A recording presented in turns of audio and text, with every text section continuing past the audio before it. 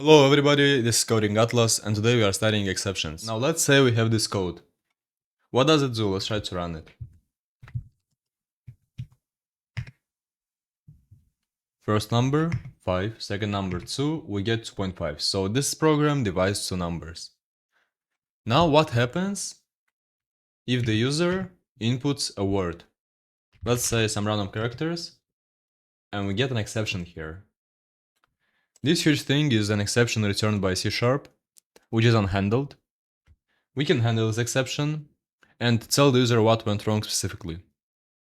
To do this, firstly we need to wrap all the code, which is considered sensitive. Like this is considered sensitive code because some errors may occur here and we need to think about this before writing the code. So we wrap it in a try statement. Then we add a catch block with a parameter. The parameter will be a variable of type exception. You see there's multiple exception types, like there's a format exception, which is in our case a format exception because we give some letters instead of a number. But we'll generalize it and use a normal exception for now. Let's console.writeLine. And we can print out the message of the exception. E-point message. Let's try to run it and see what happens. Now let's write some text. The input string, this one, was not in a correct format. Okay, if we write the numbers, we get the right output. So now we print basically the error, and it's much more readable for the user. But what if we want to make it more specific and write something down ourselves when something happens? For this we use more specific types. For example, here we use format exception, and we print out you have to input a number, and let's try run it. Write some letters. You have to input a number. We have this one now. So that's how it works. We can specify the exact error. But what if, let's say we divide by 0. First number 5, second number 0. Result of division is infinite. Okay, C# handles this, but it handles this in a weird way. So we can actually handle it ourselves in this case.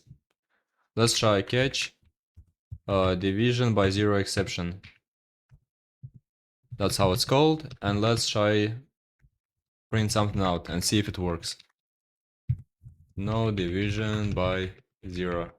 Okay, I actually checked it, and it returns a division by 0 exception only when both numbers are integer. So let's convert them to int and see what happens. Int, here we also change the type. Now let's try run it and see what happens. Yeah, we actually get the exception because we get this line, and we get this line because we added it here. So we actually get the exception and we handle it. And we still can write down, for example, letters, and you have to input a number exception. So it works perfectly.